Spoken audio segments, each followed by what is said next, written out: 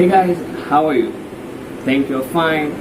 Uh, I'm Surya. I'm gonna continue on origin of religious violence in India. So, many of you have questions that why you have to know about religious violence and all these stuffs. Let me explain.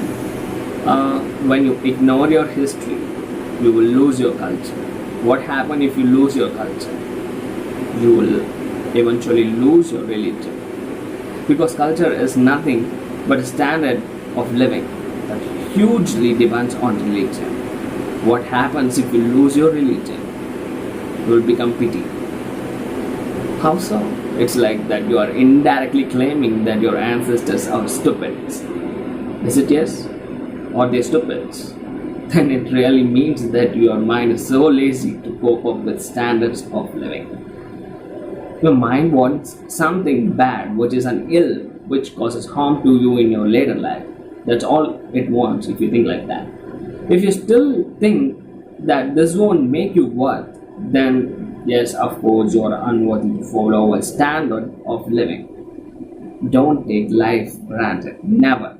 Why I say is, there may be a child, for example, who doesn't know that the fire, deep water bodies, electricity, etc. are dangerous.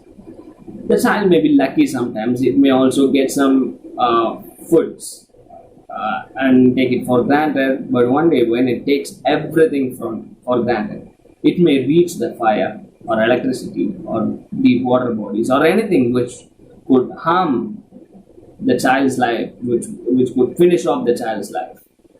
We humans always reproduce, making our progeny to follow a physical standard of living, which includes brushing, bathing, etc. That's not enough. A mental standard of living is important, very important. The modern communism completely lacks them. Modern generation lacks them. Rich or poor, doesn't matter. A mental standard is important for a human. And religion gives you such a standard. Respect for ancestors is the best standard of living. Don't ignore your culture. Science will change each and every minute, but God won't. Though we learn a lot about Western culture, Western education systems, we all have that spirituality inherited within ourselves from nature, being an Indian. Don't lose it for your free will. So let me come to the history. Think you're clear now? I'm continuing. Okay. There are contrasting plots in the history of medieval India. Today it's about Hindu, Buddhist, and Jain kingdoms. During the period of 642 AD to 1520 AD, the instances that has shown the unity among the Indians is highly notable. Temple desecration has been recorded during this period by our own Indian kings, not others, which involves conflicting perspective between Hindu, Buddhist, and Jains. In 642 AD, Pallava king Narasimhavarman I looted Ganesha temple in the Chalukyan capital of Vadapi, followed by the Pala Empire, which desecrated temples of Vishnu Lalitaditya's kingdom in Kashmir.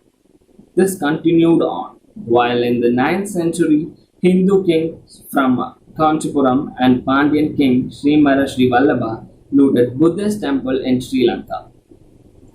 In the early 10th century, the king from Pratihara dynasty looted an image from a temple in the Shahi kingdom of Kangara, which in the 10th century was again looted by Pratihara king Yashovarman. You need to know Pratihara dynasty was an empire established at 8th century. They ruled much of northern India from the mid 8th to 11th century. They first ruled at Ujjain, Kannauj. Okay, let me continue. In the early 11th century, Rajendra Cholan I looted temples from numerous neighboring kingdoms, which includes Durga, Ganesha, Shiva, Bhairava, Bhairavi, Kali temples, and many others too. In the mid 11th century, the Hindu king Harsha of Kashmir plundered temples as an institutionalized activity. In the late 12th to 13th century, Paramara dynasty desecrated Jain temples. And then 1460, Surya Vamshi Gajapati dynasty founder Kapilendra sacked the Saiva and Vaishnava temple of Tamil Nadu. Then a well-renowned Vijayanagara king, we all know Krishnadevaraya looted Balakrishna temple in Pandharpur in 1514. Things still goes on, but civilians largely left unharmed by some kings, besides looting. Good. Good. Meanwhile, India under Arab war carried out during 7th and 8th centuries. The first holy war or Gazwa was taken place in 644 AD against Thane in Maharashtra. In the early 8th century, jihad was declared by Caliphate, who is a politico-religious successor declared by Prophet Muhammad. Caliphate was declared by Prophet Muhammad. We all know Muhammad bin Qasim, who is first successful invader of Sindh, which is the present-day Pakistan. He and his armies assaulted Hindus and plundered many numerous temples. Besides, they built numerous mosques and minarets. They killed men who bore weapons, and their wives and children had been enslaved. Meanwhile, due to third and fourth fitna wars raged in Persian and Arab region,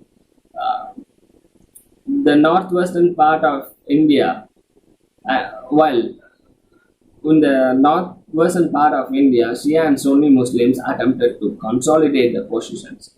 Then, due to wars raged against them by Hindu kings, the Arab forces ultimately failed to conquer Indian subcontinent.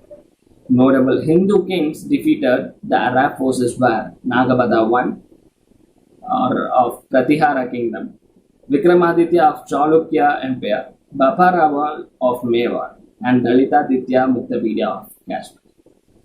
So yes, let me continue tomorrow. Please do subscribe my channel for Saffron territory and United Nationalism related updates. Click the bell icon, don't forget, and thank you so much.